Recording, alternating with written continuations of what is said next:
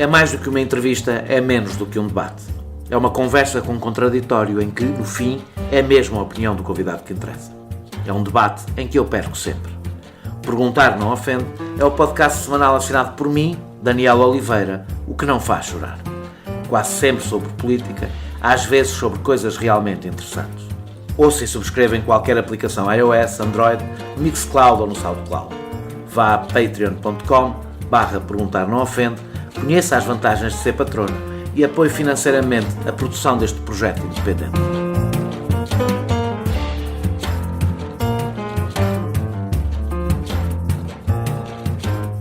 Escreveu Friedrich Hayek: eu acredito mesmo que, no longo prazo, os assuntos humanos são guiados por forças intelectuais. Eu também. E que a essas forças intelectuais correspondem ações políticas. E a essas ações políticas correspondem instituições que as servem. Por isso, nunca comprei a ideia absurda, mas muito conveniente, de que a economia é um conjunto de fórmulas às quais nos submetemos por serem inevitáveis. Resultam de escolhas que estruturam a nossa vida coletiva. O que vivemos em Portugal e na Europa resultam de ideias que se transformaram em escolhas políticas que foram aplicadas por instituições dirigidas por pessoas. E a narrativa que se impôs sobre a crise que vivemos tão recentemente tem como principal objetivo justificar, perpetuar e aprofundar essas escolhas. Há uma minoria de economistas, no entanto, que se tem dado ao trabalho de tentar compreender o caminho que a nossa economia foi seguindo nas últimas décadas, em especial desde que se integrou na moeda única, para explicar o impacto que as crises financeiras globais e europeias tiveram na Europa. Um desses economistas é José Reis, antigo diretor da Faculdade de Economia da Universidade de Coimbra e antigo secretário de Estado do Ensino Superior de António Guterres. É o autor de um livro que nos será muito útil na conversa de hoje: A Economia Portuguesa, Formas de Economia Política numa Periferia Persistente, de 1960 a 2017. A semana passada editou um novo livro em e-book, Cuidar de Portugal, onde retoma, num novo cenário, parte de uma ideia que quero explorar aqui. Declaração de interesses, escrevi o prefácio. Como podemos desglobalizar um pouco a nossa economia? Pegando no exemplo do livro de José Reis, como garantir que em vez de fazermos partes dos sapatos ou montarmos bicicletas, fazemos os sapatos inteiros e construímos as bicicletas? Ou como podemos trocar a obsessão pelas exportações por um empenho em substituir importações por produção nacional? Daquilo que José Reis nos fala é de sustentabilidade, o que, não implicando isolamento e proteccionismo, exige um mínimo de autossuficiência. Um raciocínio óbvio que, no entanto, desafia consensos entre economistas. Mas antes disso, vamos andar para trás para compreender as fragilidades de uma economia persistentemente periférica, começando no início dos anos 60 do século passado e chegando até aqui. Olhando não apenas para as curvas de crescimento económico, mas olhando para o que está dentro delas, as escolhas que foram feitas e a forma como esse crescimento se distribuiu e nos mudou. Recordando aquilo que quase todos os economistas esquecem, que a economia é um sistema de produção e de provisão de bem-estar.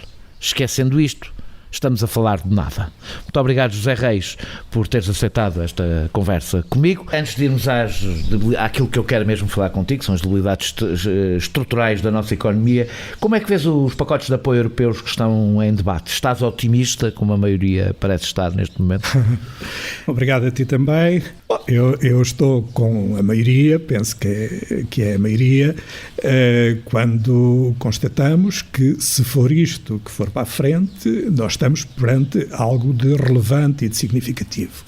Agora, não sou um entusiasmado, não entrego os pontos neste momento da discussão e creio que vale a pena observar isso com muita atenção. Provavelmente também não devemos estar apenas desconfiados pelas razões que temos para estarmos desconfiados, isto é, para sabermos que há sempre lógicas de condicionalidade que hão de por aí aparecer e que, como tu dizes, podem estar nas letras pequenas.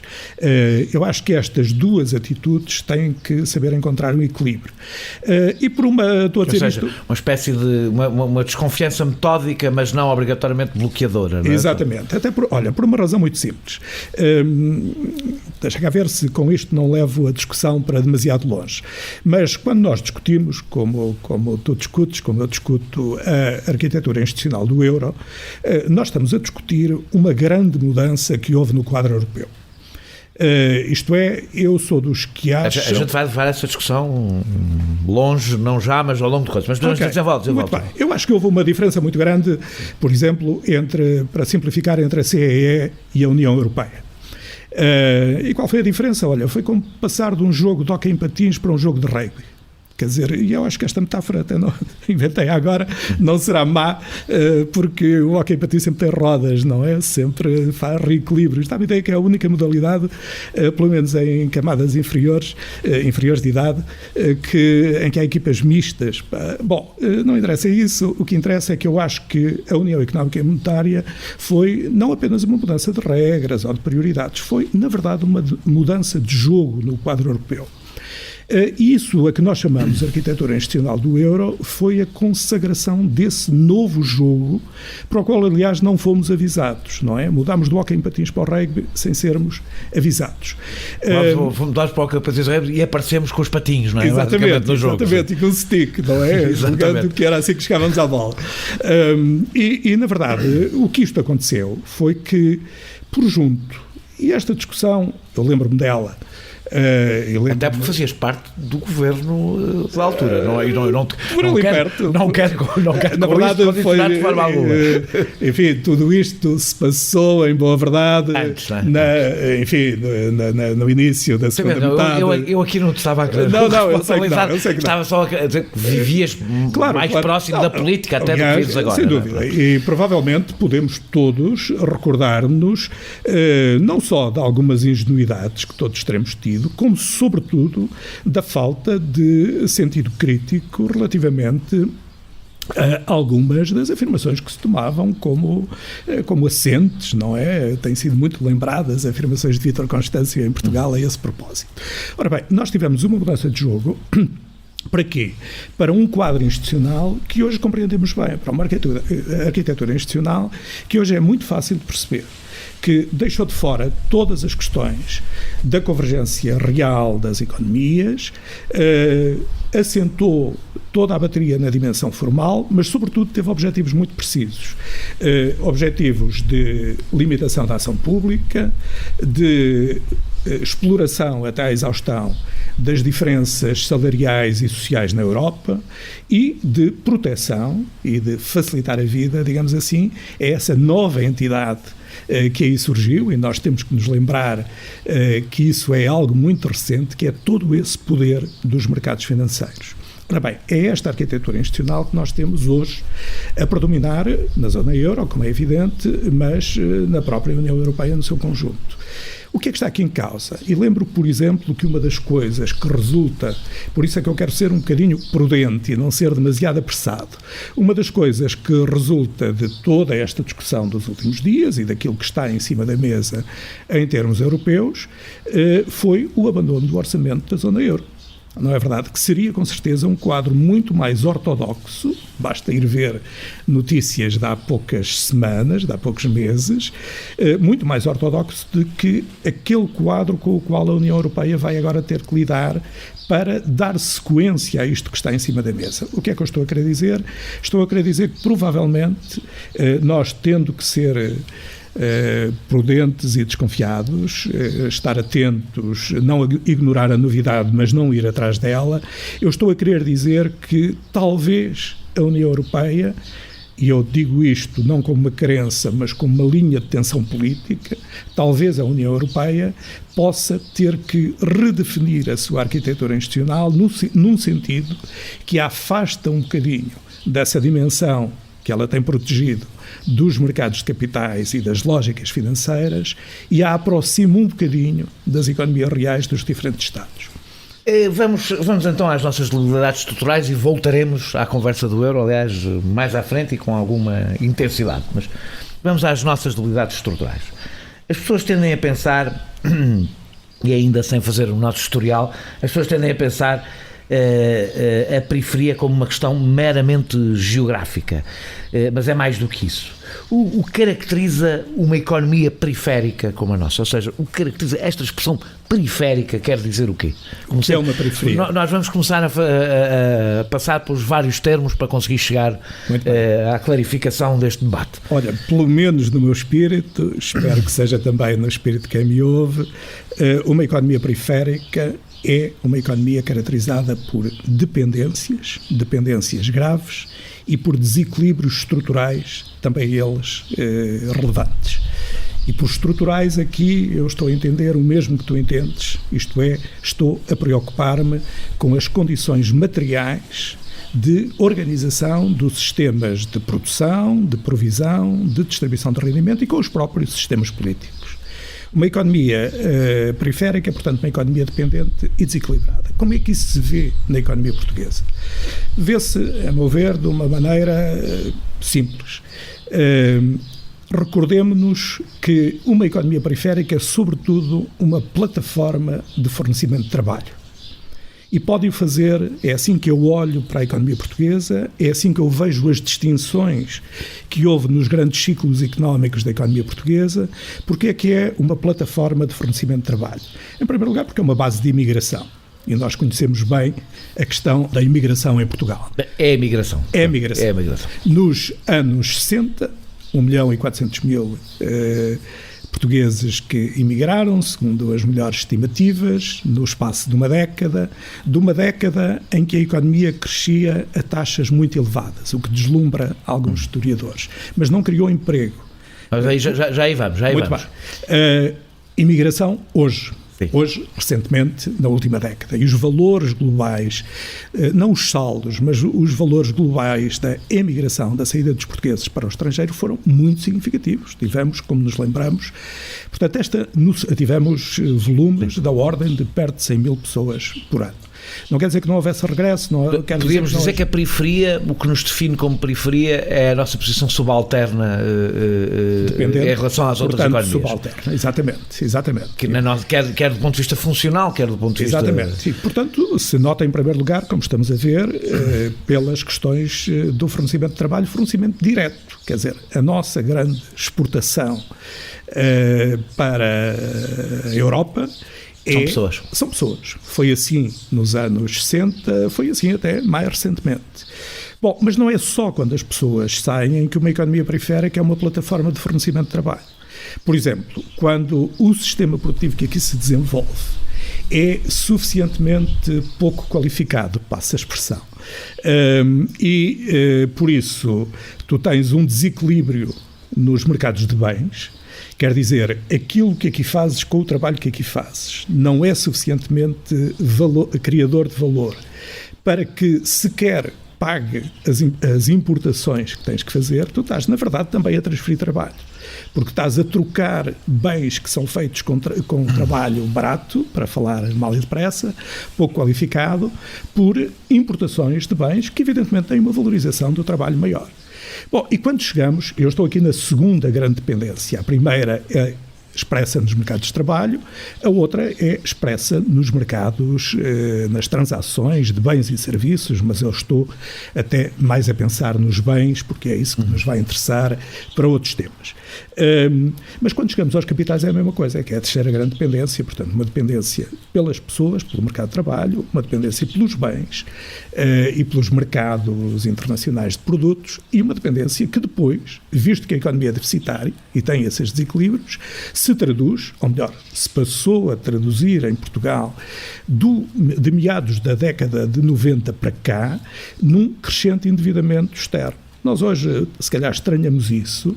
O endividamento externo da economia portuguesa, não estou a falar da dívida pública, estou a falar do endividamento da economia no seu conjunto, do país, e o endividamento relativamente ao exterior é, como sabemos, muito elevado, mais de 100% do PIB. Mas não era no início da década de 90, nós tínhamos uma posição equilibrada, às vezes até as contas aí eram um bocado difíceis de fazer. Os aparelhos estatísticos, é muito interessante até ver isso, e eu andei a gastar as pestanas, a queimar as pestanas a ver isso, foi muito difícil ajustar esses valores, mas valendo as estatísticas o que vale, a verdade é que no início da década de 90, Portugal era uma economia que do ponto de vista deste indicador, portanto, de endividamento externo, não era desequilibrada, não estava em dívida. E a dívida começou por ser, aliás, relativamente pequena. Nós já vamos falar disso no euro, mas é sobre o euro, mas na realidade a grande vantagem, sempre que se fala do euro, a gente vai voltar a falar esse assunto, mas alguém nos diz, mas se não estivéssemos no euro, as taxas de juros eram altíssimas. E chegamos sempre à conclusão que o euro deu-nos uma vantagem, ser mais fácil endividarmos-nos. Foi a grande vantagem que o euro nos deu. Este indicador de que eu estava a falar é a espécie do algodão que não engana, não é? Tu chegas a este número e vês toda a trajetória de construção do euro. Vês o que, quando isso não acontecia, vês, se quiseres, a parte final da primeira fase da integração portuguesa na CEE, que é uma parte que evidentemente é deficitária na balança corrente, na balança comercial, mas ainda não o é por motivos que podemos falar, mas que seriam mais de detalhe, que ainda não o é neste endividamento externo. Depois ele começa, à medida que constróis o euro, à medida que aquele entusiasmo da construção do euro, eu lembro-me bem disso.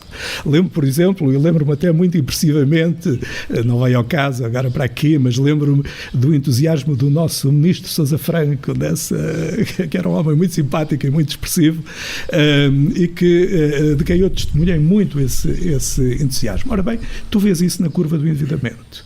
E vês uma outra coisa, por exemplo, nós em Portugal, tu tens razão, o euro facilitou-nos o crédito, intensificou esse crédito, esse endividamento, mas fez até uma outra coisa. Há uma coisa em que eu também tropeço frequentemente e que gosto de dizer, que é olhar para os dois lados das transações financeiras de Portugal relativamente ao exterior, cujo saldo, como já dissemos, é 100% do PIB e essa é a nossa dívida. Mas é 100% do PIB porquê? Por Portugal, também ele próprio, os residentes portugueses, se inseriram nessa facilidade dos mercados financeiros e, se fores fazer as contas, não é o valor agora destes últimos anos, mas é de há poucos anos, tu encontras que nós vamos obter créditos no exterior equivalente a 300% do PIB, mas os portugueses colocam lá fora valores financeiros também, equivalente a 200% do PIB, por isso é que o saldo é 100. Ou seja, isto não é uma coisa de sentido único, é uma coisa é o que tu dizes, o que conta é o crédito, sem dúvida, mas é sobretudo o que o euro nos trouxe, foi essa imersão, isto é, imersão nos mercados financeiros, isto é, perda de soberania nos mercados de capitais. Vamos a dar um bocadinho para o passado, vamos regressar a isto, já há uma parte que já conversámos um bocadinho sobre isto, mas vamos regressar a isto, mas no teu livro de 2018, aquele que eu referi na introdução, defines 4 ciclos económicos desde 1960. O ciclo da industrialização limitada, 1960 a 1974, até o 25 de Abril. O ciclo da democracia, portanto, desde 1975 a 1983, portanto, próximo da integração europeia, mas já com o processo em andamento. O ciclo da integração europeia, que vai de 1984 a 1992, nós mais à frente veremos porquê. E o ciclo do euro, de 1993 a 2003, exatamente, 2003. Correspondem a períodos, podíamos dizer, de ascensão e queda da economia. Agora, o que define cada um destes períodos não são apenas os indicadores, pelo menos na forma como os analisas, de crescimento económico, e essa é talvez a parte mais interessante que podemos falar aqui. Antes de falarmos de cada um deles, e vamos passar por cada um deles, é isto que faz a economia política. Eu, antes de mais, queria dizer isto. A diferença da economia política, daquela que chamamos de economia política, e da economia que os portugueses estão habituados a falar, é olhar, é fazer a autópsia da curva, é essa a grande diferença? É ver o que está por trás dessa curva, exatamente, porque às vezes é preciso lidar com os números. Por exemplo, eu com os meus estudantes preocupo-me muito quando estudo isto com eles, preocupo-me muito em mostrar 2 ou 3 coisas muito básicas que são dos números, digamos assim. A primeira é que se cresceu muito nesse primeiro ciclo e que teve as taxas médias mais elevadas, mas se criou 0 de emprego. E 0... Nós vamos falar disso. A segunda é mostrar que, como tu sabes, a sabedoria convencional em Portugal entre os economistas começa a falar de crescimento e de estruturação da economia só com a entrada na CEE. Não é verdade. O ciclo a seguir ao 25 de Abril é, na sua duração, na sua intensidade, quer dizer, nas taxas que atinge, nas taxas de crescimento que atinge, taxas anuais e médias na tal fase que sobe, semelhante. A primeira pessoa a dizer isto, não quero originalidade nenhuma, quem o disse muito bem foi o professor Silva Lopes. Ora bem, os números interessam e há um debate sobre números que às vezes é preciso fazer, mas tem razão. O que está aqui por trás é ver qual é, digamos, não apenas o tipo de poderes que se instituem na economia, como, sobretudo, as deliberações que esses poderes fazem, tomam. Sobre o antes de 25 de Abril... É para isso que fomos. Vamos falar antes de 25 de Abril, posso cortar agora, porque a gente vai falar depois de cada um destes. Há uma história revisionista que nos diz que o desenvolvimento começou durante o Estado Novo.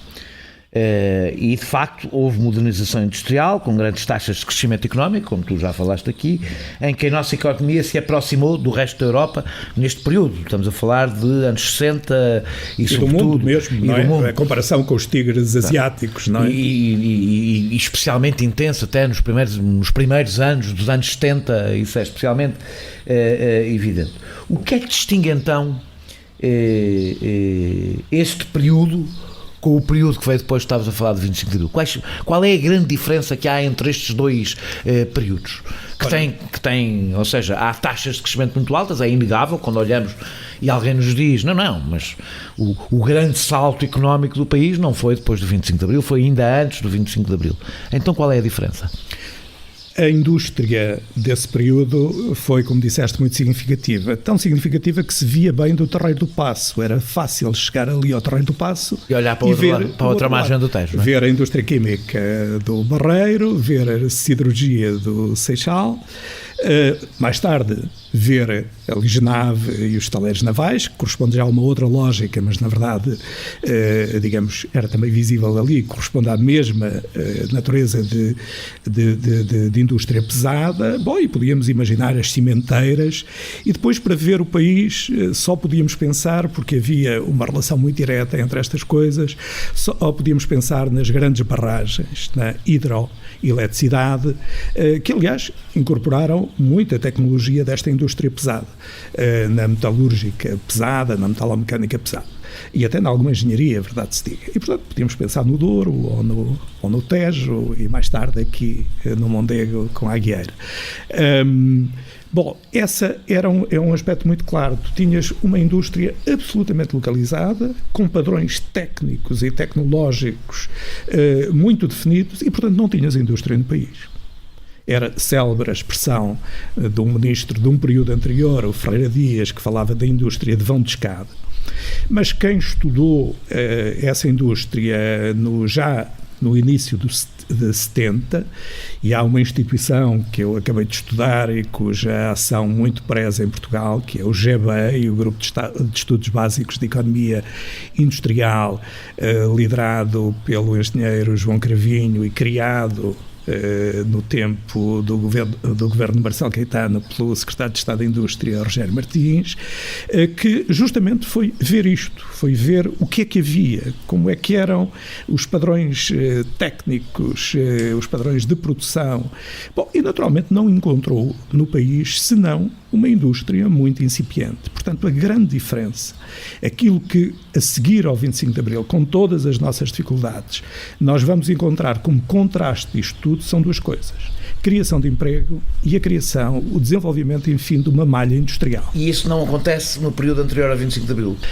Os números da economia não se refletem no emprego? Não se refletem no emprego. A criação, não há crescimento de emprego nessa altura. Não há crescimento de emprego, senão, isto é, o 25 de Abril faz mais, o pós-25 de Abril faz mais, dizendo isto de forma abreviada, mas acho eu minimamente expressiva do ponto de vista de rigor, a seguir ao 25 de Abril, em 2 ou 3 anos, cria-se mais emprego do que naquela. Isso tinha a ver com o tipo de indústria que se tem. Tinha a ver com o tipo de indústria e tinha a ver, evidentemente, com o tipo de recompensa salarial.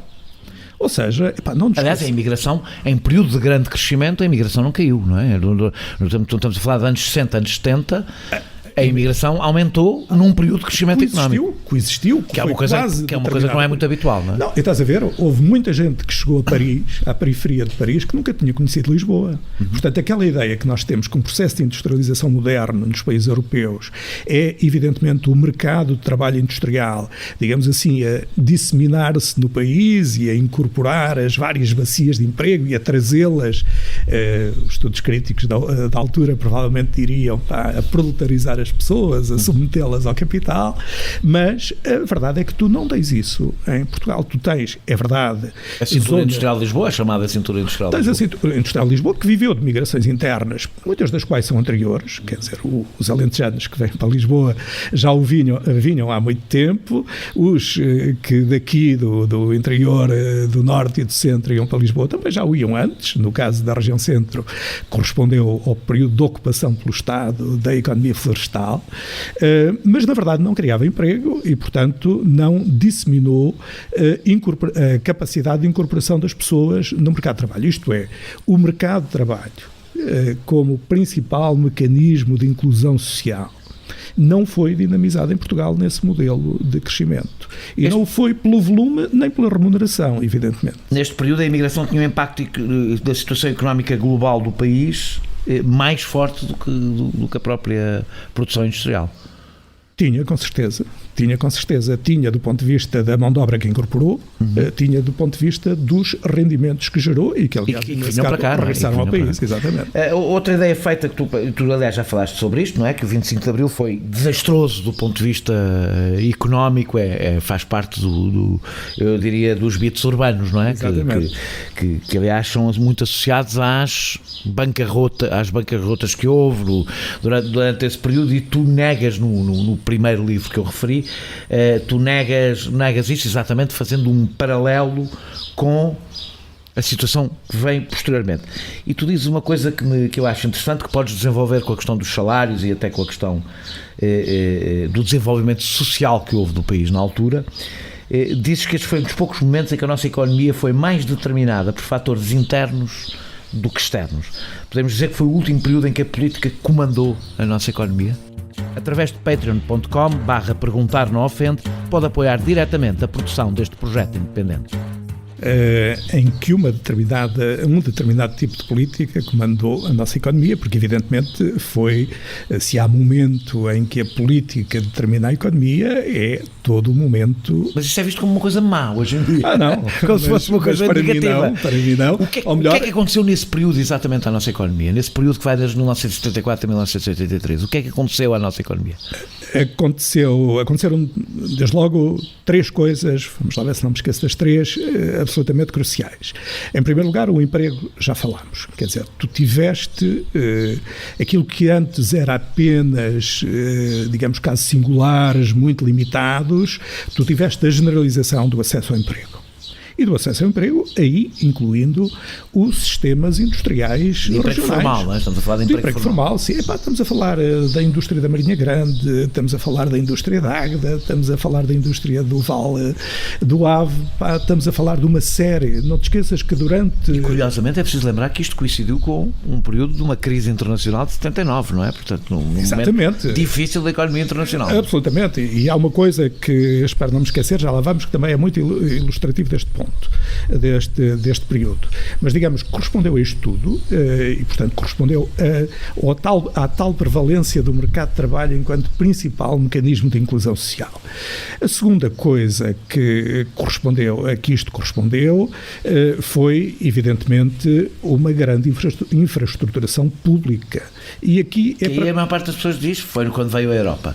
Porque viram estradas. Mas viram estradas, mas antes exatamente, houve o saneamento básico, basta pensar nisso. O saneamento básico, a escola, todas as redes escolares, não é? Que nós estávamos, apesar de tudo, numa circunstância em que a demografia ainda não era o que veio a ser, toda a rede escolar é uma coisa absolutamente decisiva nesta altura, quer dizer, eu lembro-me de quantos colegas meus ainda, quando éramos estudantes universitários, iam rapidamente dar aulas porque estava uma rede sem... Basta pensar que houve falta de professores dessa altura. Isto significa infraestruturação no sentido físico, de construir escolas, mas significa também, sobretudo, a criação de um grande serviço coletivo.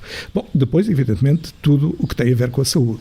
E com lógicas de estruturação da ação pública que são imateriais, mas que, repara, olha, tudo o que tem a ver com a rede da segurança social e dos serviços, que não é só o pagar pensões, da criação de serviços públicos associados a isso, ou da relação da segurança social com provisores privados. Estas duas coisas foram, evidentemente, muito importantes e, claro, houve outra, uma terceira, e com isto não nos esquecemos das três, que foi, na verdade, também uma capacidade exportadora da economia, mas de uma economia que assim mobilizava os seus recursos do ponto de vista dos recursos que tinha, dos recursos produtivos, quer de mão de obra, quer de velhas tradições industriais, e que teve, claro, esse mercado era desequilibrado. Mas deixa-me voltar àquele ponto. E mesmo o saldo migratório também, nessa altura, mudou, não é? Mudou radicalmente, quer dizer...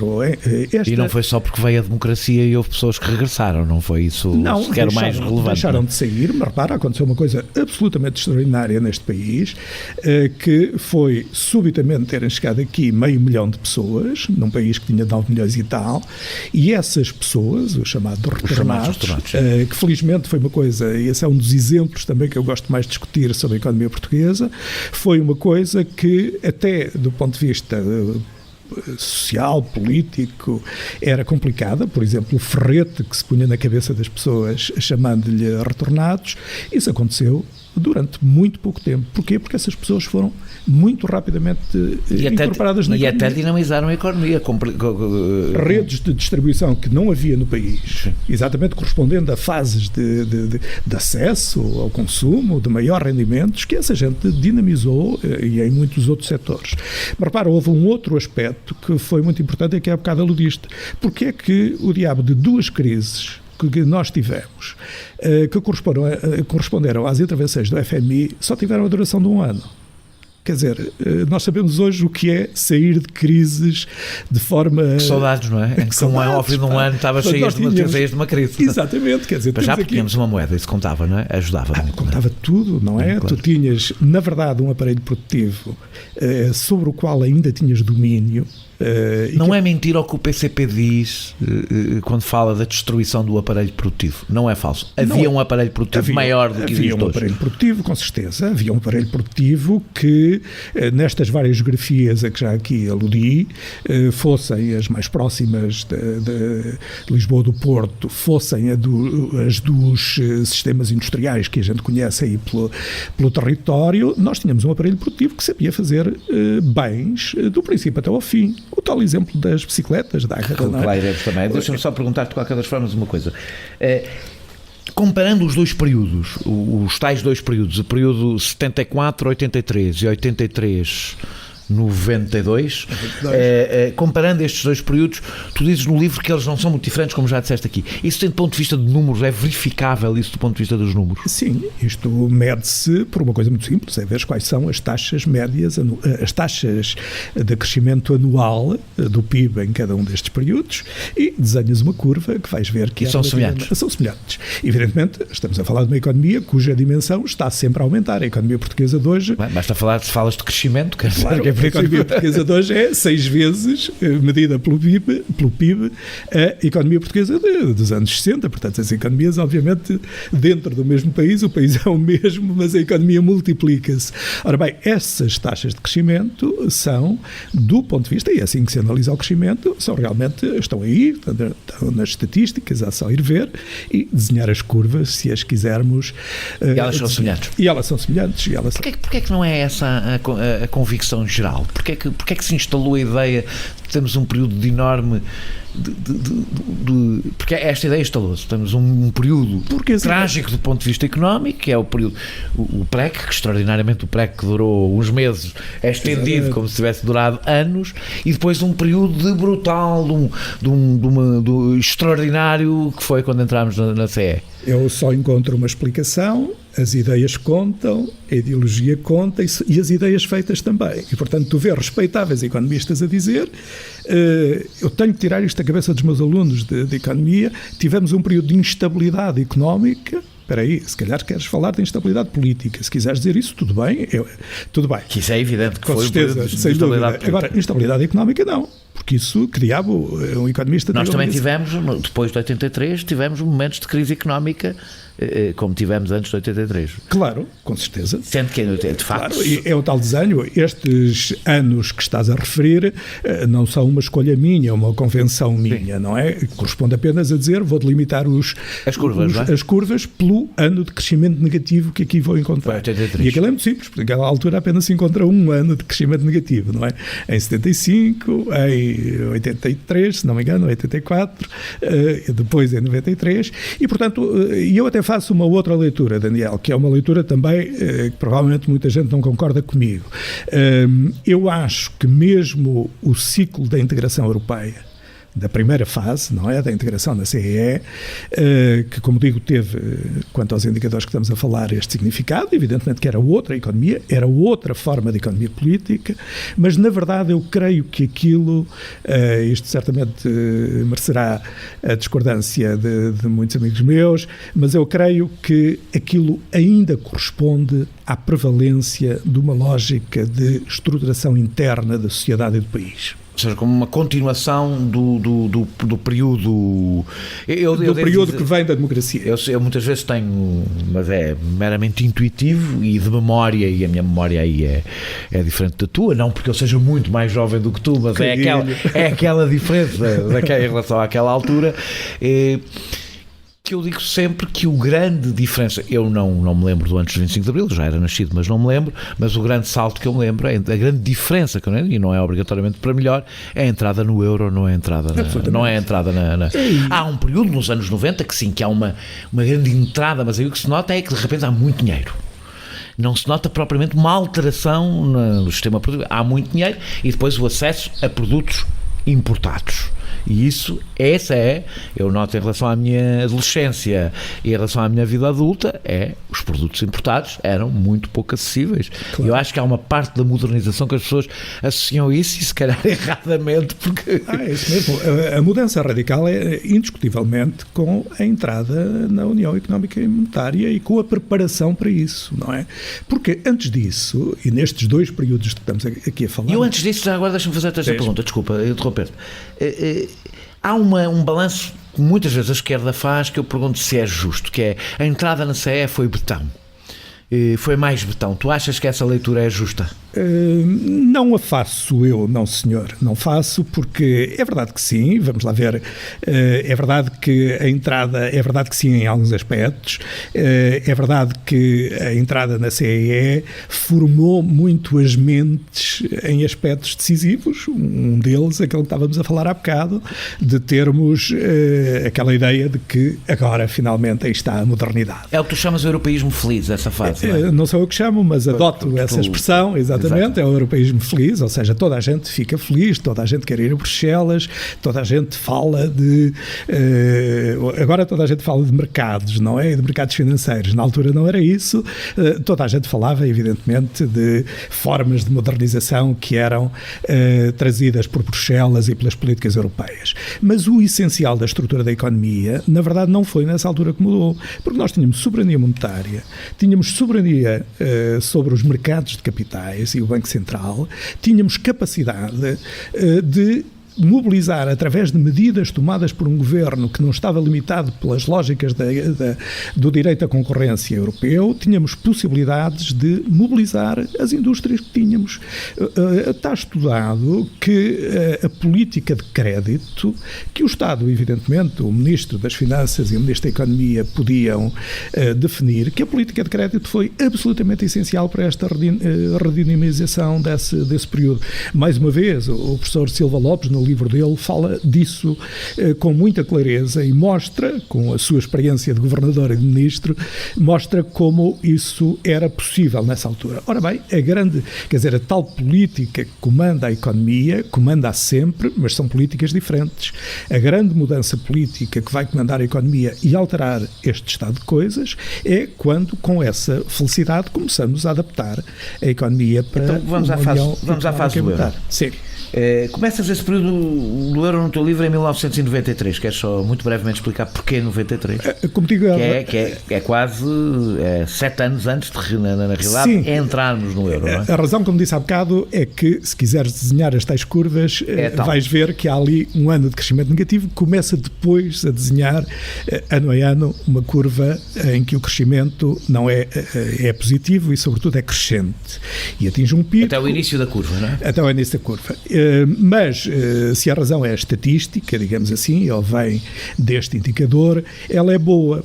Porque aquilo que eu também quero muito chamar a atenção é a ideia de que a entrada no euro não se dá naquele dia em que passamos a ter moedas e notas de euro ou que passamos a traduzir as operações monetárias. Dá-se no período de adaptação e convergência, não é? Adaptação, isto é, dá-se no período em que nós obrigamos a economia a cumprir os critérios de Maastricht, não é? E eles são critérios que conhecemos, é do déficit público, é das taxas de juro, é da taxa de inflação, é do endividamento público. Ora bem, tudo isto, aqui sim vem uma macroeconomia, não é? Macroeconomia neste sentido da gestão dos grandes indicadores macroeconómicos, sobretudo orçamentais, que essa sim começa a ser muito antes.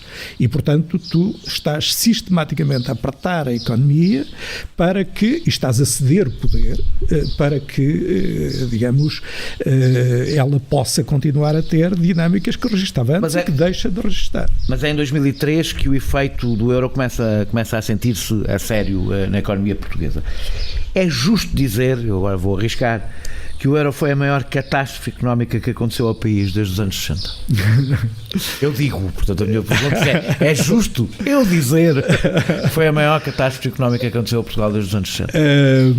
Enfim, eu não sou capaz... Tu não utilizas o mesmo vocabulário que eu nunca utilizaste. Mas eu compreendo... É sempre um moderado formal. Eu sou um moderado formal, é verdade. Eu gosto às vezes de usar uma anedota, que não vou aqui usar, e dizer, não ficaria bem, e dizer, eu não tenho instrução para tanto. A minha instrução... Eu felizmente não preciso de instrução para utilizar...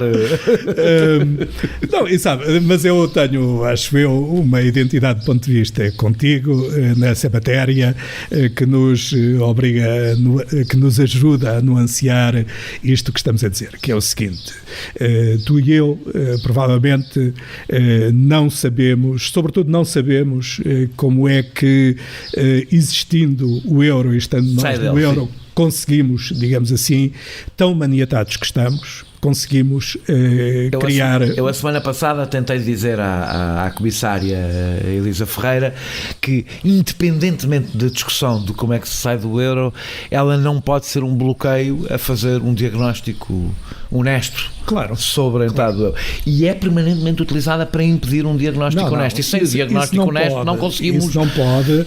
E é aqui que voltamos onde estávamos há bocado. O algodão não engana, o endividamento da economia, o endividamento externo da economia não engana. E para além do endividamento externo da economia, de que já falaste, que mais indicadores é que medem, não te chame catástrofe, chama-lhe o que quiseres, o efeito negativo que o euro teve na nossa economia? 2 indicadores que não são necessariamente catastróficos, mas que são indicadores da enorme condicionalidade a que a economia portuguesa fica submetida. E, portanto, dos limites dentro dos quais vai ter que funcionar, e é isso que provavelmente tu estás a chamar catástrofe, porque estás a ver a falta de limitação das capacidades internas da economia e estás a ver os seus mecanismos de submissão a agravarem-se. E estás inteiramente certo.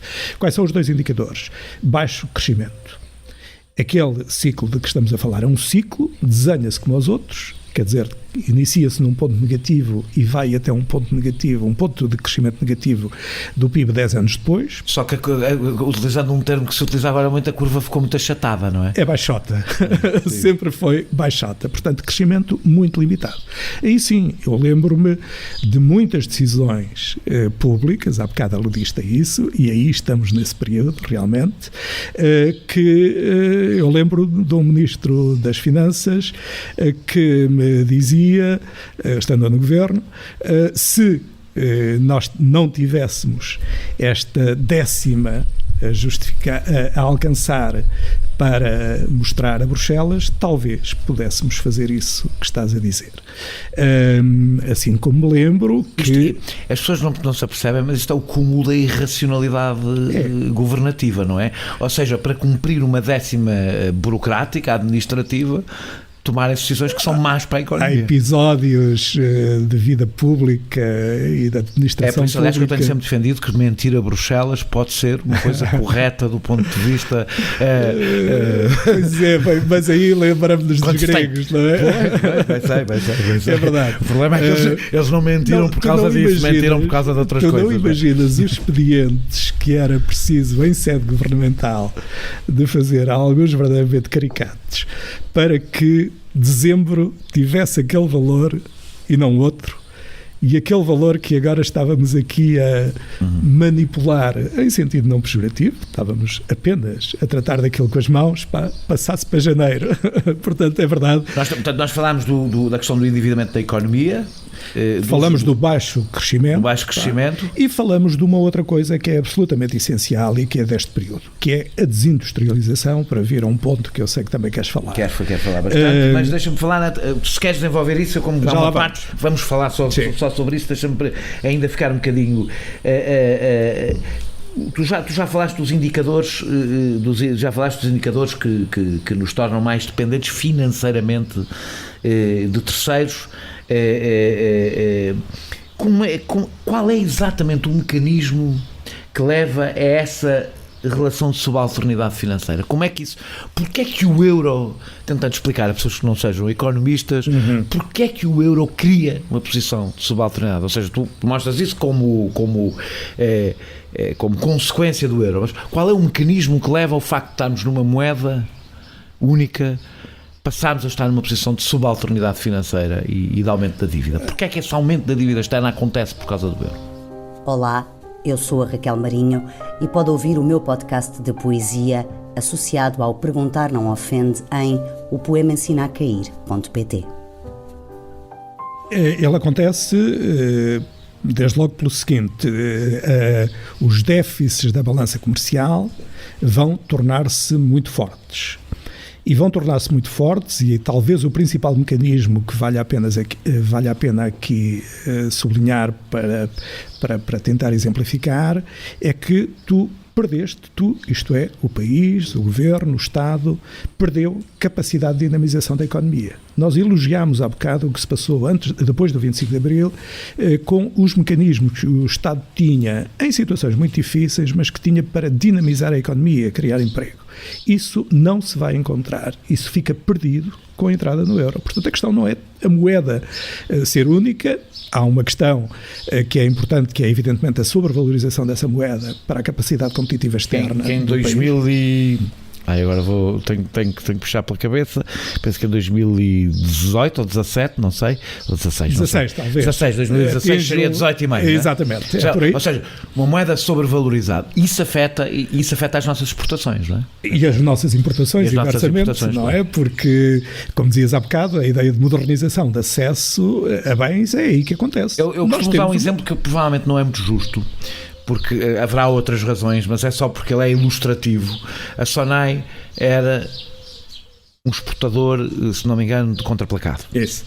Era a isso que se dedicava. Passou a ser um importador de produtos. Absolutamente. E a decisão que tomou é absolutamente certa do ponto de vista empresarial, ou seja, exportar passou a ser pouco interessante para um empresário português. A exportação passou a ser uma coisa muito menos interessante do que importar produtos, não é? E em boa verdade temos que dizer que o grande objetivo da Sonai não foi vender arroz, açúcar e não sei o que aos portugueses nos seus hipermercados. O grande objetivo da Sonai foi poder mobilizar e gerir dinheiro, capitais, fluxos financeiros.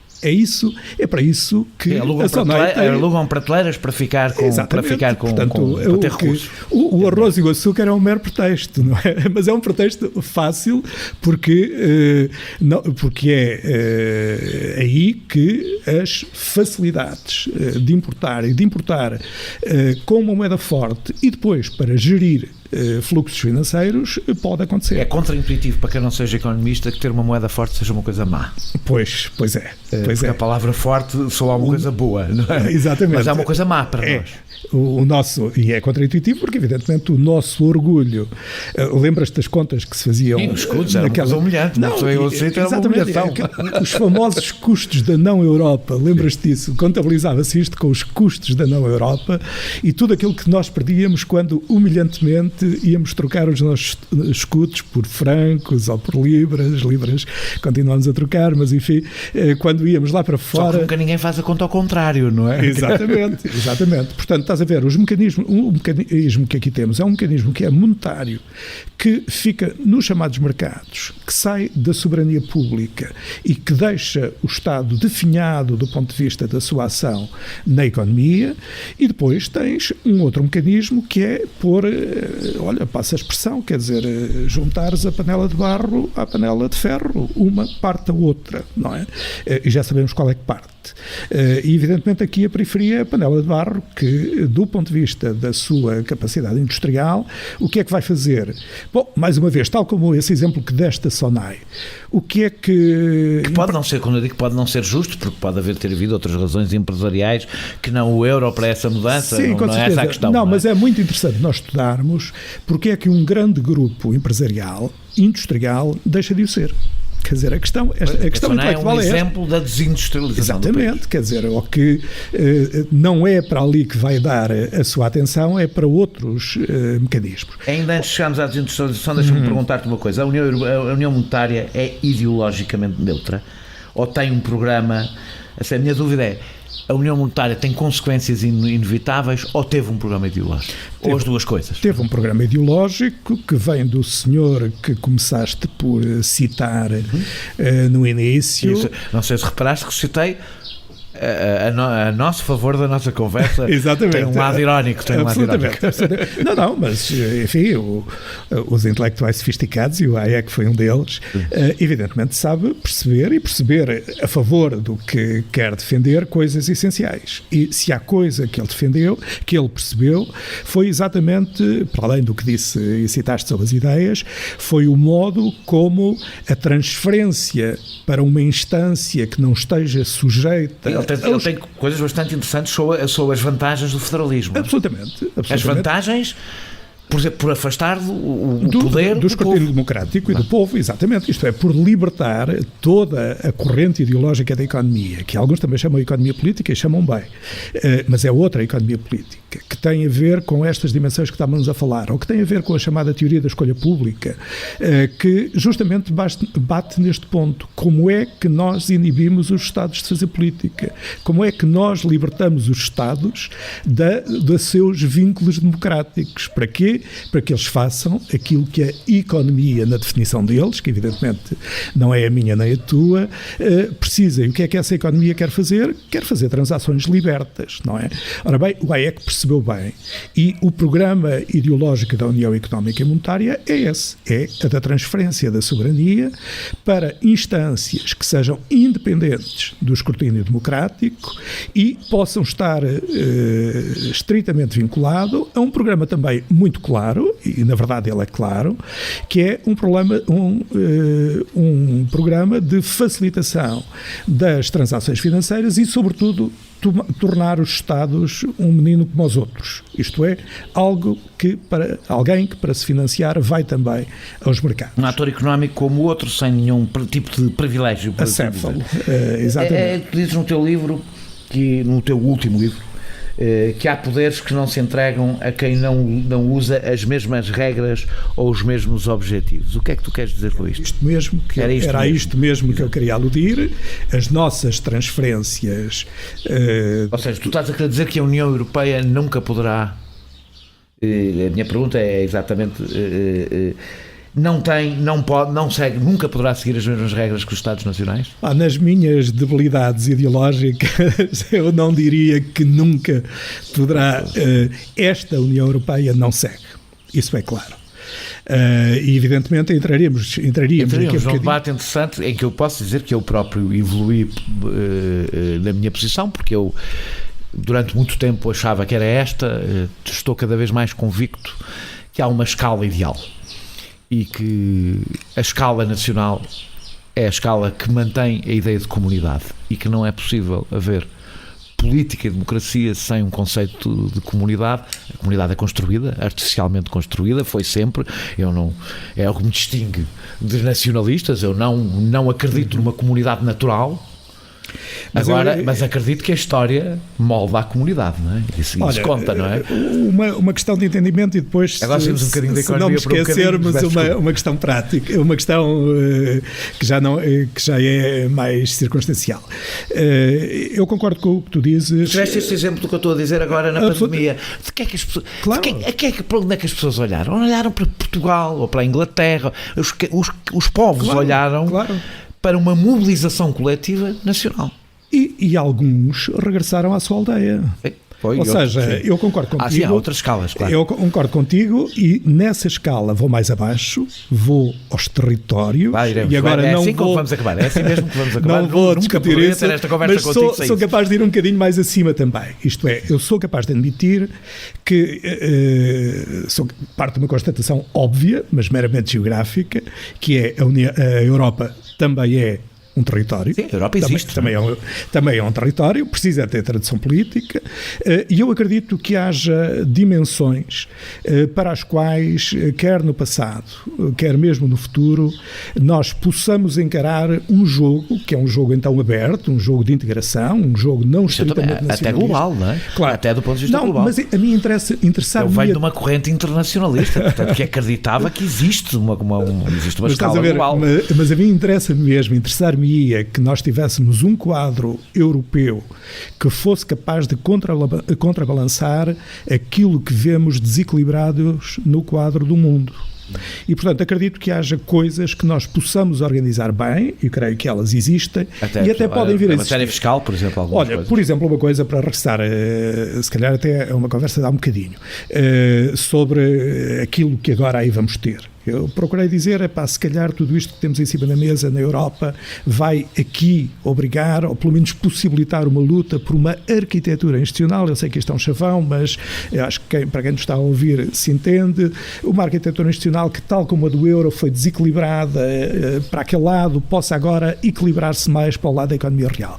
Mas repara, há coisas que são importantes, provavelmente nesta altura, para as quais a escala europeia pode fazer sentido.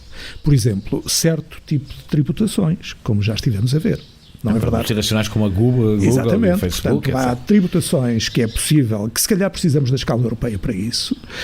Se calhar precisamos da escala europeia também para outras ações, por exemplo, no domínio ambiental e climático. Agora, o que eu acho é que nós temos que saber para que é que estamos a delegar poder. E em dada altura não discutimos isso e, portanto, entregamos poder a quem não o ia usar como nós o usaríamos e enganámos-nos nisso. Então vamos lá à desindustrialização, que apesar de estarmos próximos do fim, é o assunto que mais me interessa. A entrada no euro correspondeu a uma fortíssima desindustrialização do país. Achas que não estávamos preparados para competir com os restantes países europeus? É essa a questão? não estávamos preparados, sobretudo quando com isso coexistiu não apenas ires mobilizar as indústrias que tinhas, mas redefinir completamente, e agora estou a falar mesmo em termos industriais, redefinir completamente as suas formas de trabalhar. E as oportunidades que se abriram, os incentivos que houve para que fosse assim e não assado. O que é que eu quero dizer?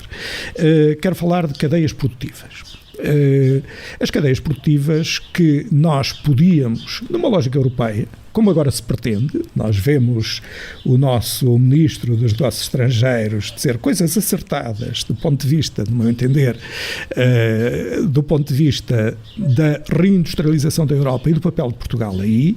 Ora bem, o que é que Portugal tinha no início dessa fase de reindustrialização? Tinha uma indústria... Desindustrialização, perdão. Tinha uma indústria de cadeias curtas ainda. Isto é, sabíamos produzir produtos completos. Portanto, cadeias curtas significa aqueles exemplos que são do teu livro, não fui eu que os dei, que é os sapatos, ias à fábrica, estavam lá os sapatos inteiros, fazíamos a bicicleta desde o ar aos pneus. Há dias, era assim, foi assim que essa indústria, repara, havia, claro que nós também tivemos sempre outras indústrias que correspondem, e eu não quero ser redutor. É que isto pode parecer arcaico para as pessoas dizer, mas isto já não existe, uma integração económica global não existe. Pois é, mas essa que foi a modernice verdadeiramente dramática, não é? Porque essa integração global pode afinal ser uma desintegração. Já depois desse exemplo que dei da Águeda, ouvi na rádio. O Águeda é qual? É o dos sapatos? É o das bicicletas. De um empresário, de um dirigente de uma associação empresarial que estava muito entusiasmado a descrever, e compreendemos isso bem, a enorme pressão de procura que tinha, como o Zé Maria Castro Caldas já que explicou muito bem. Nós temos hoje um problema absolutamente essencial, que é reconstituir economias de oferta. Ora bem, aquele empresário da Águeda estava a dizer o seguinte, ele até tinha, o problema da procura estava resolvido, ou seja, tem uma grande pressão por bicicletas, e dizia ele esta coisa bestial: nós estaríamos a trabalhar 24 horas por dia para satisfazer essa procura se as componentes não viessem da China. E, portanto, não o podemos fazer. Ora, quem fala de integração... E não há razão nenhuma para as componentes virem da China, na realidade, não é? Com certeza. Podiam vir daqui, não é? Com certeza. Mas, como também já disse, eu estudei a indústria da Águeda, não só das bicicletas, mas as outras, nos anos 80, voltei lá nos anos 90 e a minha primeira surpresa foi encontrar nas estatísticas uma elevada taxa de feminização na indústria metalomecânica em geral. Aquilo chamou-me a atenção, era um indicador positivo, não é verdade? Maior incorporação das mulheres naquele setor industrial. Qual era a razão? É porque tínhamos passado à fase da montagem.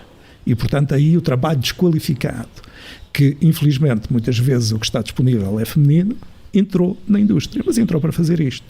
Ora bem, nós precisamos de reconstituir estas cadeias curtas, mas não numa ideia realmente antiquada. Reparem, eu dou um outro exemplo. Nós temos uma indústria absolutamente notável em Portugal, que tem as suas dificuldades também, mas que é a indústria de moldes. A indústria de moldes é uma indústria de componentes, não é? O molde é uma ferramenta fina. Mas tem outra característica também, é uma indústria de engenharia, de incorporação de engenharia. Cá está, quando nós estamos incorporados em cadeias globais, dos quais somos afinal nós os fornecedores de componentes, mas essas componentes têm elevado conteúdo de engenharia, nós evidentemente que estamos bem. Daí que quando falo da reindustrialização eu falo pelo menos três coisas. Falo em primeiro lugar de incorporar engenharia nessas cadeias que evidentemente vão continuar a existir e das quais queremos fazer parte. Este dos moldes é um bom exemplo, mas olha, tudo o que temos aqui em Coimbra da indústria, que é muito significativa, do que podíamos chamar o cluster da informática ou das tecnologias da comunicação e da informação. A empresa que se dá sempre como exemplo é a Critical Software, mas aqui em Coimbra há muitas mais e tem um volume de emprego em matéria de gente muito qualificada, engenheiros informáticos. Com certeza, aí estamos em cadeias de valor que com certeza que vão continuar a ser globais, mas que têm mas relativamente às quais Portugal não é um mero fornecedor de mão de obra. O discurso da economia aberta parte sempre do princípio que as economias abrem-se todas da mesma forma. Esse é que é e que os setores industriais se abrem todos da mesma forma. Estado em economia aberta, estamos todos no mesmo lugar, não é? Não é assim. O que é que respondes a quem diz que tu é capaz de dizer com esse teu discurso que és um proteccionista? Digo, em primeiro lugar, que sim, sou em alguns aspectos. E assim como, na realidade, todas as potências são, na realidade. Com certeza, quer dizer... A conversa do antiproteccionismo é uma conversa que se vendeu aos mais fracos para não se proteger. A chamada, os que não defendem o proteccionismo são aqueles que usaram. E o proteccionismo aqui foi a escada pela qual eles foram se podem dar ao luxo de não de tirar a escada, não é? E dizer acabou a concorrência. Enfim, se nós ainda ensinássemos a economia do desenvolvimento nas faculdades de economia, nós compreenderíamos bem que este discurso do proteccionismo é bem mais complexo e tem formas diferentes de lhe responder. Tu falas mesmo, já utilizaste o termo desglobalizar. Sim. É um termo herético neste momento. O que é que tu queres dizer com isto? Para mim não, sempre convivi bem com ele. Tem que dizer aqui em tua defesa, que te conheces há bastante tempo, estás bem longe de ser um nacionalista ou qualquer coisa semelhante. Tenho esta difícil e se calhar não muito compensadora posição de algum... São sempre as melhores. não quero dizer equilíbrio. As mais difíceis são sempre... Não, as posições mais difíceis de conflito interno são sempre as melhores. O globalismo foi, em primeiro lugar, uma ideologia, não é? Foi a ideia de que, na verdade, era a escala global que passava a funcionar e nós tínhamos... Era a ideia do mundo plano, lembras-te dessa metáfora também? O mundo tinha-se tornado plano e tinha-se tornado plano porque as transações eram instantâneas e podíamos justamente sem atrito entrar em todas essas lógicas. Ora bem, eu olhando para a geografia, olhando para o tipo de relações económicas que nós estabelecemos, vamos ver que afinal à escala mundial o que nós fizemos sempre foi reforçar as geografias regionais à escala mundial. Quer dizer, reforçar o espaço da América do Norte, do ponto de vista de transações materiais, reforçar o espaço da União Europeia. Repara, por exemplo, nós aqui, qual foi o grande impacto em termos comerciais, em termos de relações externas da adesão de Portugal à CEE? Foi as relações com a Espanha. Nós não tínhamos relações comerciais com Espanha. É curioso, por acaso, de facto, quando nós pensamos, o grande salto que o país deu foi começar a ter relações com o país do lado. Exatamente. Repara, não foi entrar no mercado global. Foi entrar... Sem problemas políticos, sim. 2 ditaduras, tudo isso. Quer dizer, mas na verdade eram 4% as importações de Espanha e 4% as exportações para a Espanha. Portanto, cá está a proximidade, não é? Uma lógica que afinal é isto globalização, chama-se isto globalização. Basta olhar qual é a percentagem que as exportações, por exemplo, e não é só por causa da União Europeia, têm para a Europa, tem a ver com isso, e até a percentagem que as nossas exportações têm para países que não estando próximos, com os quais temos relações culturais privilegiadas, o que demonstra exatamente, que há bastantes fatores subjetivos para além da mera globalização. De proximidade, portanto, eu sei que há globalizações, isso não vou ao ponto de dizer que não há, claro que houve globalização financeira, é disso que temos estado aqui a falar. E houve globalização até, houve alguma globalização cultural, etc. Cultural, etc. Comunicacional, tudo isso é indiscutível, ou seja, eu não estou a ver o mundo com as lentes alteradas, eu sei como é o mundo, vamos supor. Agora que na economia nós tínhamos que... Por isso é que eu faço uma distinção entre globalismo e globalização. Então o que é que quer dizer desglobalizar? Desglobalizar quer dizer justamente recriar relações que são muito mais territorializadas, mesmo que sejam transnacionais, e quer dizer, olha, esta coisa simples, tornar as tais cadeias produtivas mais curtas. Portanto... próximas. E por isso, como agora... E ainda por cima o debate ambiental veio ajudar.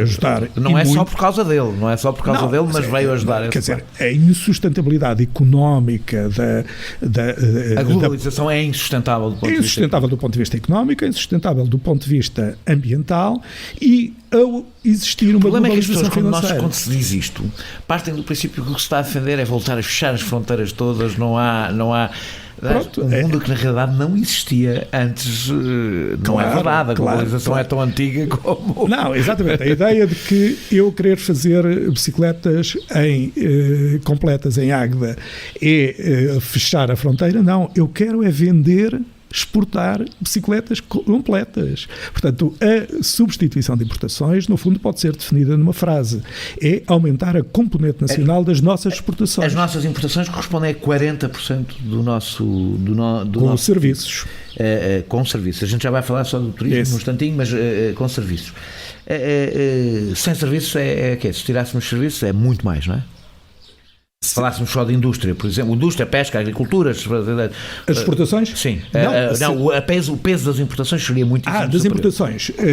A 40%. As importações são também cerca de 40% do PIB, portanto, por isso é que temos uma balança equilibrada com as duas coisas. Como é que tu substituís estas importações? É esta coisa, é apenas isto dos ciclos curtos, ou seja, da proximidade? Olha, se fores ver as estatísticas tu percebes que o que estás a defender vai completamente ao arrepio do que está estabelecido quase sem debate. A grande prioridade nacional é exportar. Isto está definido, acho que é um debate quase impossível de vencer, e o que tu defendes, não é que uma coisa substitua a outra, evidentemente, é possível exportar e importar menos, a grande prioridade é substituir importações, é produzirmos nós o que importamos. Mas se quisermos, e contemporizando com esse debate, não contemporizes. Não, mas faz sentido, porque na verdade nós também não devemos, porque não é isso, eu compreendi, não é isso que corresponde o que uma ideia desse tipo quer defender. Repara, o que eu quero que nós continuemos a exportar no mesmo nível, com certeza. Nós podemos ter... Mas aqui a discussão é, se tu defines a prioridade, isso tem um preço. Tu definis que a nossa grande prioridade é exportar, isso tem um preço. Não, mas repara, se fores ver os setores industriais que em Portugal têm maior intensidade exportadora, vais ver que são também setores industriais que têm elevada intensidade importadora. Portanto, aquilo que as pessoas, na tal frase que citaste... Basta pensar o que é que acontece quando a refinaria de Sines para, reduzem brutalmente as nossas exportações e as nossas importações. Absolutamente. Esse é o caso extremo. É quase saldo, não digo que é saldo zero, mas não andará longe disso. Tirando os ramos industriais, que têm relação muito próxima com recursos naturais, portanto, madeira, papel, mobiliário, alimentares, tirando esses ramos, tu vais em todos eles, especialmente naqueles que têm a maior capacidade exportadora, a maior intensidade exportadora, vais encontrar também uma elevada importação. Isto é, tu estás a exportar aquilo que importaste previamente, ou melhor, uma parte, naturalmente, como é evidente. O que é que eu estou a dizer? O que eu estou a dizer é que eu quero que as nossas exportações tendo o mesmo peso no PIB ou mais, tenham uma componente nacional, muito maior. É disso que se trata. Portanto, querem matéria-prima, querem trabalho. Não é? Querem trabalho, se valorizarmos bem o trabalho. Sim, claro. Mas, sobretudo, nos consumos intermédios, quer dizer, naquilo que incorporamos. Nós vamos ver a indústria automóvel, a indústria de material elétrico e eletrónico, de bens de equipamento, portanto, indústrias de bens, digamos assim, tu vais ver que elas são responsáveis por uma elevada importação e, portanto, a chamada taxa de cobertura das importações pelas exportações nestes ramos é baixa. Quer dizer, é muitas vezes da ordem de 50%, dos 40% e depois dos 60% ou dos 70%. Portanto, a primeira finalidade é esta, é que as nossas exportações sejam, de facto, com um conteúdo de produção nacional, que nós podemos fazer exportando a mesma coisa, quer dizer, exportamos uma bicicleta, exportamos calçado, ou, no limite, e as coisas são mais complicadas, exportando automóveis, mas o automóvel que sai pela fronteira é o mesmo, a bicicleta é a mesma, o sapato é o mesmo, mas o conteúdo nacional dessas exportações é muito maior. E, portanto, com isso, tu fizeste o quê? Adensaste a indústria do respectivo ramo. Deixa-me avançar, porque senão a gente não chega ao território e tu zangas-te comigo. Eu junto estas duas coisas, as duas perguntas que tinha na mesma. Há um sentimento popular que a terciarização do país correspondeu à chegada à modernidade.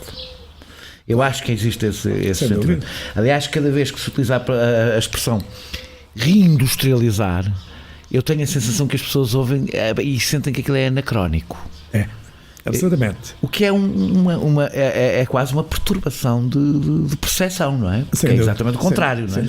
Não, na percepção das pessoas, olha, comecemos por nós. Cabo Verde não tem, peço imensas desculpas aos cabo-verdianos que nos ouçam, mas é um país evidentemente mais pobre que Portugal, não tem indústria, ou tem muito pouca indústria, não é? O que tem é serviços, de facto. Não é? Claro, mas por isso mesmo é um país pobre, não é? Exatamente. E no caso, claro, o terciário, a modernização comercial em Portugal teve um impacto enorme. Nós próprios. Eu ainda há pouco tempo explicava aos meus filhos o que era a primeira coisa que eu fazia quando chegava a Paris. Quando chegava a Paris, pousava, e eu ia muitas vezes, pousava as malas no hotel e ia imediatamente para onde? Para a FNAC. Isto é, naquilo que agora está a 200 metros da minha casa. Tá? Portanto, esta ideia de nos entrar tudo o que era moderno pelo país adentro, evidentemente que teve um choque emocional positivo nas pessoas muito forte. Mas aquela ideia que há bocado citaste, das pessoas dizerem o desígnio do país é exportar. Só que as pessoas não dizem que é também exportar bens. Eu faço questão de insistir sempre neste termo. Nós temos a balança comercial de bens e serviços equilibrada nos últimos anos. É verdade. Portanto, o desígnio de cobrir as importações com as exportações correu bem. Foi sobretudo à conta do turismo, não é? O déficit da balança de bens, porque as estatísticas distinguem estas duas coisas, é 8% do PIB.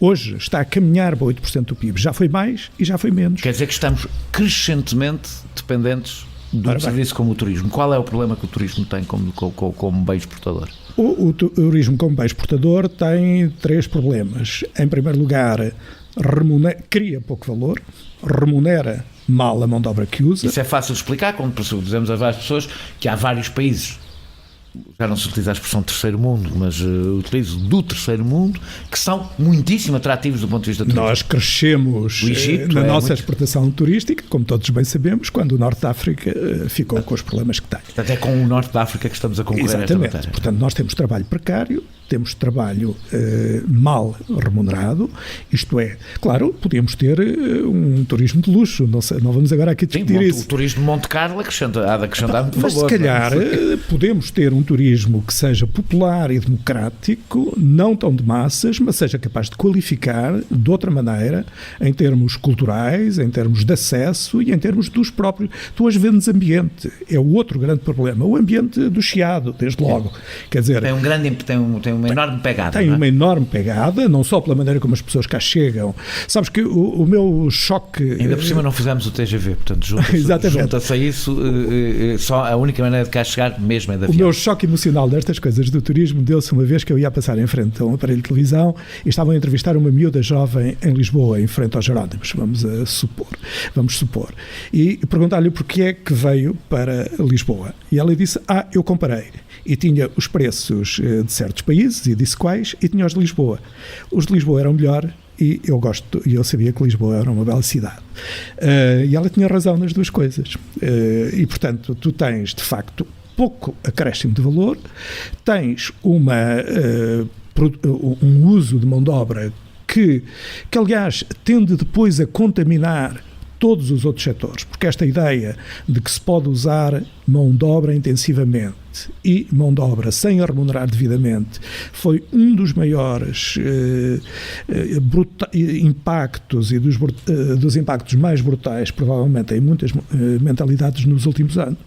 Quer dizer, vês que hoje... Falaste da questão ambiental, da questão do trabalho, da precariedade, e há um terceiro ponto, que também é muito evidente, parece-me, é que tendo a geografia do turismo tendo-se alterado significativamente, das praias para as cidades, embora, verdade se diga, que já há muito tempo que Lisboa era, por boas razões, como Paris é em França, o principal destino do turismo que nos procura, mas evidentemente que tiveste formas de concentração geográfica que estão estudadas, que são claras e que tiveram impactos enormes nos sítios onde ocorreram.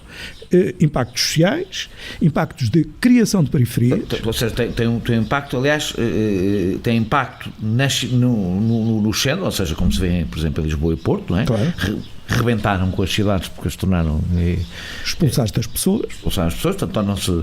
Porque o turismo tem esse problema, é uma espécie de eucalipto, quando chega a um determinado... Eu vivi numa cidade como Praga e acompanhei a explosão do turismo em Praga, e é um eucalipto que seca tudo. E tornaste-as metrópoles periféricas. Exatamente. E eu agora estou a tentar fazer a ligação com o teu tema de eleição, que nos leva sempre a muitas picardias. Não que eu não discorde de ti, as picardias são meras. são meras, para animar. São só para animar. Então vamos falar do território.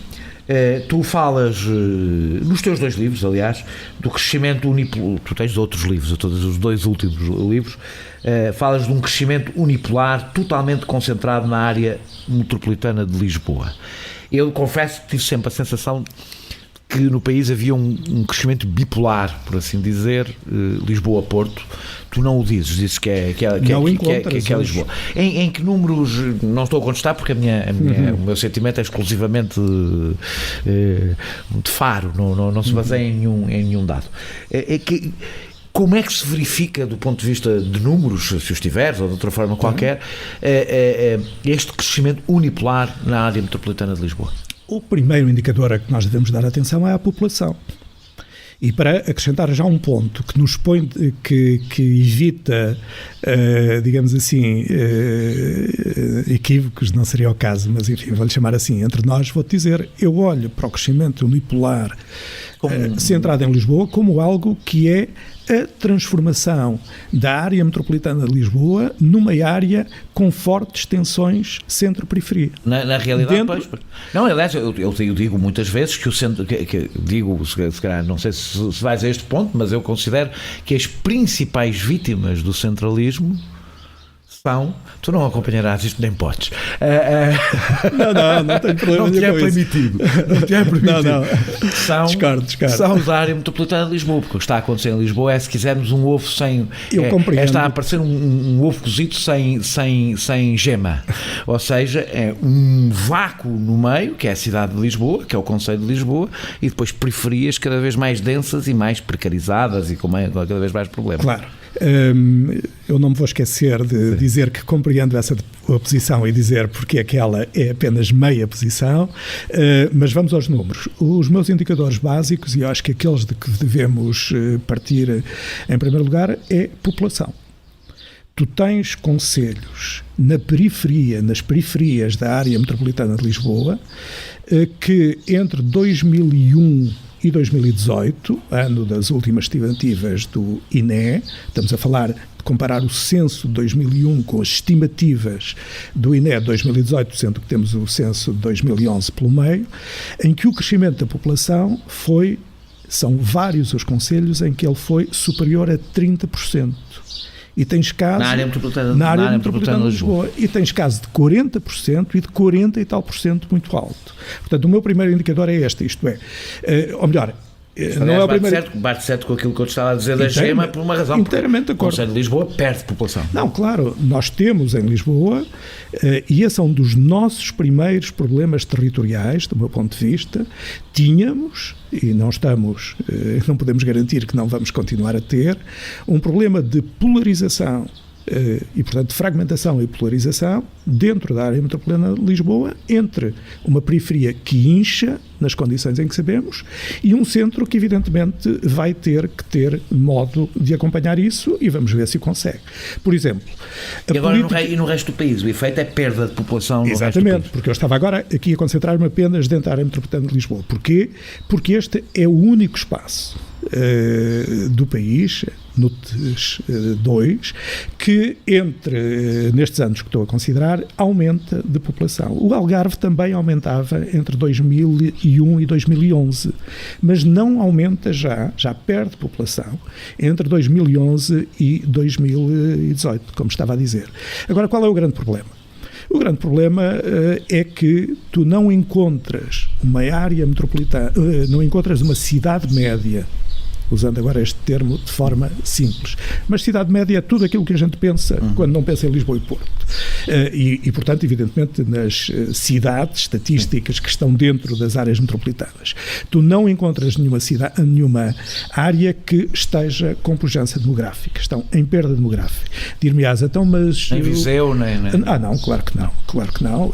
Nem Aveiro, nem Leiria. Eu quando falei de Viseu, porque Viseu é uma cidade, apesar de tudo, com alguma dinâmica no interior, provavelmente no interior a única que tem dinâmica. Não, o exemplo que vale a pena aqui chamar é Braga, não é? Que evidentemente teve um dinamismo demográfico, até porque tem estruturas demográficas muito mais jovens, por exemplo, e é verdade, Braga aumentou o seu dinamismo populacional e teve taxas de crescimento que, comparadas com a média nacional, eram favoráveis, mas deixou de ter também, como Aveiro ou como Leiria. E porquê é que achas que isso aconteceu? Olha, eu acho que aconteceu por duas coisas. Em primeiro lugar, por esta força centrípeta. Eu há tempos fiz um exercício de me lembrar dos 30 amigos meus, os primeiros de que eu me lembrasse, que aqui em Coimbra tivessem tido filhos que tivessem passado pelos 20 e tal anos. E comecei a contar quantos é que ainda estavam em Coimbra. E como calculas, cheguei ao fim deste exercício, que foi um exercício anedótico, evidentemente, cheguei ao fim deste exercício com 1 ou 2 dedos desta contabilização. Mas isso, portanto, tu tens um efeito de sucessão. Eu não sei se tu acompanhas isso, porque isso eu acho que no Mato Certo com os números há um discurso muito em torno disso, isto nós vamos entrar aqui em partes sensíveis nas nossas conversas, que tem a ver com a ideia do investimento público, etc. Ora, como nós sabemos, do ponto de vista de fundos europeus, Lisboa é e bem prejudicada do ponto de vista faz parte mas os investimentos não são apenas isso. Pois, mas como tu sabes, os investimentos públicos dependem muito dos investimentos europeus, portanto não é tanto por causa dos investimentos públicos, imagino eu, acho que tem mais a ver com uma dinâmica económica ou com o nosso modelo de desenvolvimento económico, não é? As receitas municipais tu até podes encher o interior de investimento público, que isso não te resolve o problema se a nossa estrutura económica for a que é. A minha questão de interior, eu aliás não falo de interior porque é muito equívoco. Eu agora quando estava a falar de interior estava mesmo a falar do interior, que é longe do litoral. Mas o mesmo nas cidades médias, quer dizer, eu não falo de investimento público nem falo de dádiva para esses territórios, eu falo de economia. Economia é aquilo que estávamos aqui a falar há bocado, é ter prioridades claras em matéria... Eu fiz esta passagem exatamente para fazer isto. É a economia de proximidade, a questão é a economia de proximidade mais uma vez? Não, é de proximidade com certeza, mas é também a economia exportadora que sempre teve uma base territorial muito difundida no território. E como é que tu convences, vou pôr agora a coisa de uma forma muito simples, como se estivéssemos num programa, daqueles programas de televisão, como é que tu convences um empresário industrial a abrir uma fábrica eu quero trabalhar perto de Coimbra e não perto de Lisboa ou perto do Porto ou perto do... Repara que nas nossas estruturas industriais, nas nossas estruturas económicas... Já não tem nada a ver com as infraestruturas, o problema não tem nada a ver com as infraestruturas. Essa entidade que estamos aqui a imaginar, que é o empresário de mala na mão, que por sua vez tem o homem da Regisconta também à espera dele para lhe dizer eu tenho aqui uma mala em que lhe ofereço não sei o quê, isso é uma pequena parte da nossa lógica da organização industrial. Quer dizer, aquilo que eu sei quem são os interlocutores em Águeda, em Aveiro, em Castelo Branco, na Covilhã, são interlocutores que correspondem, evidentemente, àquelas estruturas que ali estão e, portanto, nós ainda temos uma geografia industrial. E é essa, claro, queremos com certeza mobilidade de empresas e de capitais para aí, mas fundamentalmente o que nós, quer dizer, se aquilo que estivemos a dizer sobre a reindustrialização tiver expressão prática, isto é, se tivermos políticas industriais que enfatizem a produção, a atividade de empresas de componentes que hoje existem. Se tivermos uma política industrial que se dirija a estruturas produtivas, começam aliás na própria agricultura, que são capazes de, essa é outra dimensão, de ir para satisfazer com componente nacional a procura interna. Se tiveres incorporação de engenharia, tu tens muito da economia antes desse empresário da malinha que resta saber onde é que... Eu acho que nós estamos de acordo numa ideia que é a ideia de que sempre que se começa a falar, eu também não gosto nada quando se falam nem é sequer do interior. Quando se fala da dinamização do mundo rural, eu fico bastante incomodado, não é? Não, porque acho que sim, é uma ideia, uma tentativa de um anacronismo. Tu concordas, penso eu, comigo, que a questão está nas cidades médias, está na rede de cidades, ou seja, que o chamado mundo rural cresce quando tem cidades médias pujantes, para às quais está ligado. Exatamente. Não é? Como é que se tornam as cidades médias mais atrativas? O território, já lá vou, o território, na sua ossatura, depende das cidades médias. E depende das cidades médias que tenham economia, que tenham capacidade de criação de emprego, que tenham funções de prestação de serviços coletivos. Depende das cidades médias para que haja uma rede, na verdade, para que haja uma ossatura, mas depende também das cidades médias para que haja essa função aglomerativa de proximidade que tu estás a falar. Porque, evidentemente, eu nasci numa aldeia que, quando eu nasci, provavelmente era rural. Não sei se era, com toda a franqueza, nem sei se era. Vamos supor que era. Mas, na verdade, de uma aldeia que ia uma vez por mês à sede do Conselho, que era a 20 e tal quilómetros. A Alemanha é um bom exemplo, porque a Alemanha é um país que tem muitas cidades médias. Exatamente. Nem tem, aliás, muitas cidades muito grandes para a dimensão da Alemanha. Não tem muitas cidades maiores que Lisboa. Tem muitas cidades médias. E, de facto, o mundo rural, por assim dizer, na realidade são, se quisermos, subúrbios de qualidade, não é? Quer dizer, estão muito ligados às cidades. As próprias pessoas que nunca de lá saíram desses meios, pelo seu emprego, pelo seu consumo, pela maneira como os filhos vão à escola, urbanizadas, por assim dizer. Absolutamente urbanizadas, aquilo que eu estava a dizer, e a sua vez por mês à sede do Conselho. Hoje vai-se todos os dias, provavelmente. Para quê? Pelo trabalho, pelo consumo, pelos serviços públicos. E como é que se tornam as cidades médias mais atrativas? Com a economia, de novo. E com economia... É quando dizem que é com qualidade de vida, eu fico sempre um bocadinho perturbado. Não há qualidade de vida sem economia. Há para privilegiados que podem trabalhar em teletrabalho e aí pronto, mas são uma minoria, felizmente. Não queria dar agora aqui um exemplo que parecia snob, e que eu não quero dar. Eu na minha aldeia tenho excelente qualidade de vida, mas também tenho excelente qualidade de vida noutros sítios de que eu gosto e que não se chamam aldeias. E portanto o problema não é evidentemente esse. Tu tens um exemplo neste país que eu acho que é definitivo e que não tem nada a ver com isto. Nós tínhamos em Portugal uma cidade que podia ter desaparecido. Chama-se Covilhã. Porquê? Porque tinha uma monoindústria que teve uma enorme crise. Porquê é que não desapareceu? Porque teve uma universidade. E, portanto, com isto temos o quê? Repara que a rede de ensino superior foi provavelmente... A única, não é? É o único grande investimento público que, tirando as coisas óbvias, teve uma lógica territorial. E teve resultados bem mais intensos do que muitos parques industriais desertos que se fazem em montes de concelhos. Sendo que nós temos pena que esses parques industriais estejam desertos. Mas um parque industrial não serve para nada se não houver gente. Olha, eu acompanhei muito nos anos 80, porque para isso, quando fiz aqueles estudos a que me referia, as políticas industriais de muitas câmaras municipais, que todas as tinham, não é? E que, evidentemente, passava por instrumentos muito típicos, como... eram os instrumentos que tinham. Mas estás a ver, não eram os tais, para voltar um bocadinho atrás, não eram os tais empresários que chegavam a este concelho, àquele ou outro, e ver quem é que lhe dava mais. Eram geralmente interlocutores locais. Eu tenho um concelho aqui muito perto, em que fui ver com minúcia, que teve um grande acréscimo industrial e relevante do ponto de vista nacional, relevante do ponto de vista nacional. Quem é que criou aquele emprego? Empresários que eram fundamentalmente dali. E, portanto, a política de atração de capitais que a Câmara tinha era uma política basicamente dirigida aos que dar vitalidade àquilo que já existia. Eu acho que nós devemos pensar nisso hoje. Para terminarmos, e para isto não é fundamental haver uma regionalização? Bom, já sabes que eu aí não tenho uma resposta isenta, porque defendo ideológica e politicamente isso. Claro que sim. Eu também não tenho uma resposta isenta. É absolutamente fundamental. Mas é importante explicar porquê, porque a regionalização, como tu sabes, não é um tema muito popular. Não é. É outra das coisas que nós, contraintuitivamente... Apesar de sermos um dos poucos países da Europa que não é regionalizado, continuamos a ter... Aliás, olha, quando é preciso porque eu acho que vive muito já agora vive muito dois equívocos. Um, que somos um país pequeno e muito semelhante, o que não é verdade que somos pequenos quando comparamos com vários países europeus, e nem sequer é verdade que somos muito semelhantes, somos um país muito mais heterogéneo que julgamos.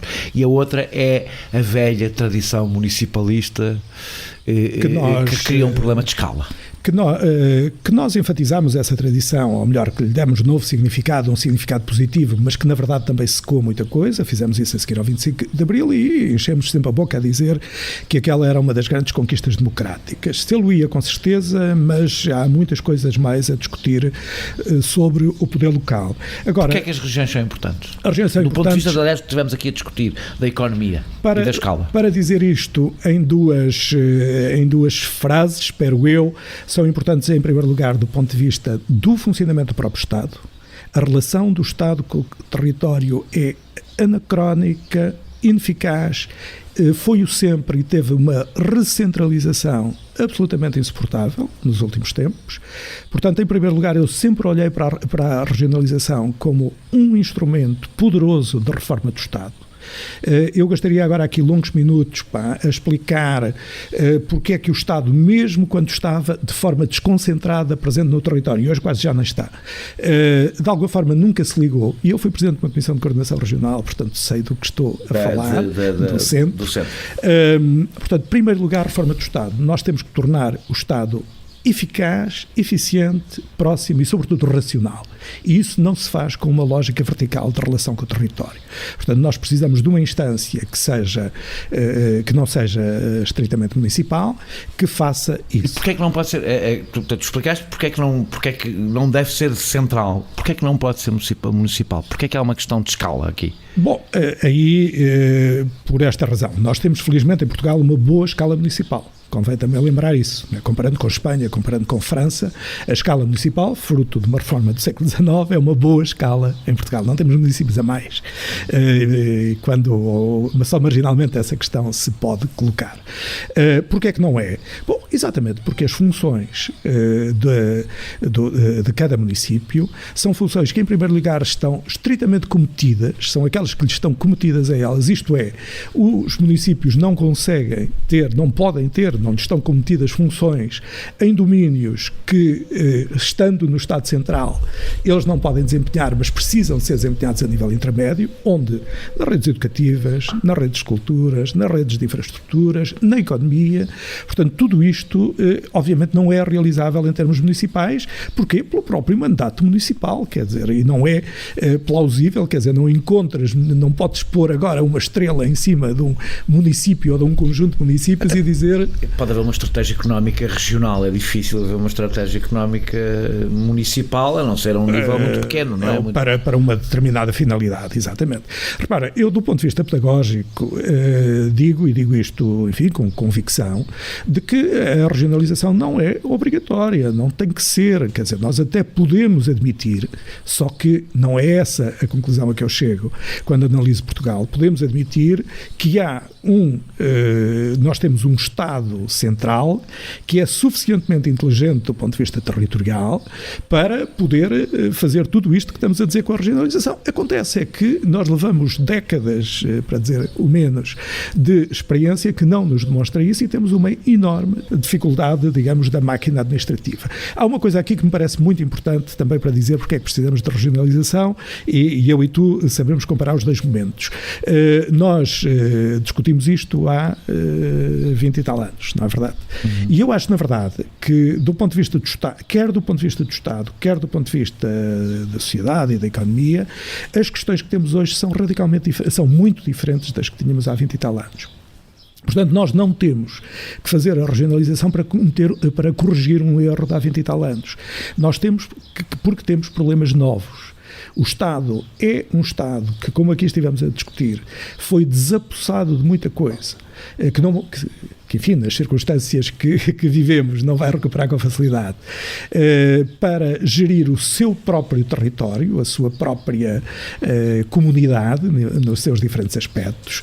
Esse Estado recentralizou-se e não tem hoje uma relação, veja-se tudo o que se passou com os incêndios ou o que se passa com a floresta. O Estado não tem uma capacidade de proximidade a isso porque se recentralizou e racionalizou de uma forma errada, mas depois temos uma economia, que exemplificámos aqui bem com o que dissemos, das cidades médias e do crescimento unipolar, que precisa de ser resolvido em Lisboa numa escala legítima e legitimada de regionalização, porque Lisboa é hoje quem tem os principais problemas territoriais e precisa de ser resolvido nas redes de cidades médias que formam a região norte, que formam a região centro, e isso são dados indiscutivelmente novos. Muito obrigado, José Reis, numa conversa que hoje foi um bocadinho mais longa, mas muito agradável. Nós regressamos para a semana com outro convidado. Muito obrigado a ti e a vocês. Este episódio teve a produção de João Martins, pesquisa de Filipe Avala, música de Mário Lajinha e ilustração de Vera Tavares.